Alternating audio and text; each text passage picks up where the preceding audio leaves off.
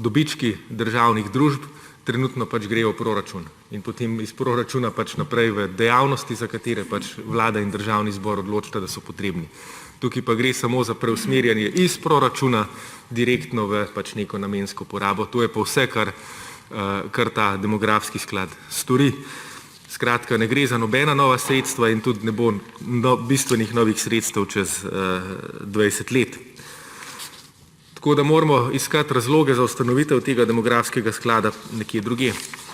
In to je, da je precej očitno, da je vladi v prvi vrsti politični boj za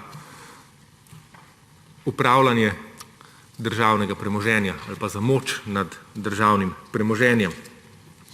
Namreč, struktura organov sklada kaže, da je vlada zasnovala ta sklad tako, da bo praktično v njem odločala sama. 4 člane nadzornega sveta bo imenovala vlada sama, 7 pa državni zbor, kar je treba brati večina v državnem zboru, od tega 5 po predlogih političnih strank ali vlade, samo 2 oziroma po enega pa Zveza društev upokojencev Slovenije in Mladinski svet Slovenije. Tako da ta 2 sta zraven za okras, za videz neke demokratičnosti in vključenosti civilne družbe. V resnici 9 članov od 11 postavi posredno ali neposredno vlada in politične stranke, ki jo sestavljajo. In to je odmik od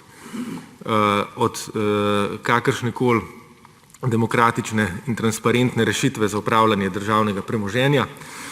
Nadalje, demografski sklad, kot je koncipiran po tem zakonu, tudi ne bo upošteval zakona o sodelovanju delavcev pri upravljanju, se pravi rešitev, da morajo imeti delavci v državnih podjetjih in nasploh v večjih podjetjih neko besedo pri upravljanju, ki jim jo garantira zakon, je s tem predlogom suspendirana.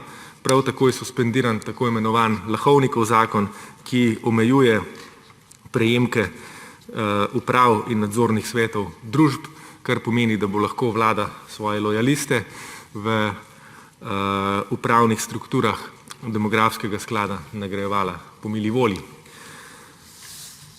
In ne nazadnje, treba je omeniti privatizacijo.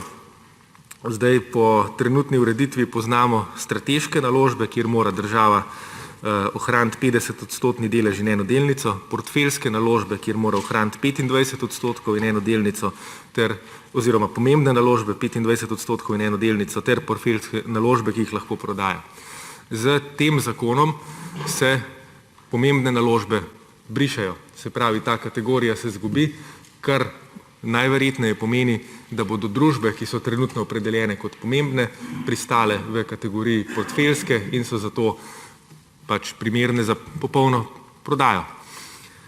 In dalje, tudi pri tistih družbah, ki so opredeljene kot strateške, kjer mora država ohraniti večinski delež, se določa, da se lahko proda več kot 50% teh družb pod nekimi pogoji in koncesijami. Skratka, ne gre toliko za sklad, ki naj bi odgovorno upravljal z državnim premoženjem, ampak sklad, ki po eni strani omogoča centralizacijo upravljavske moči pod taktirko vlade, po drugi strani pa odpira dodatna vrata za privatizacijo posebej pomembnih in strateških državnih podjetij.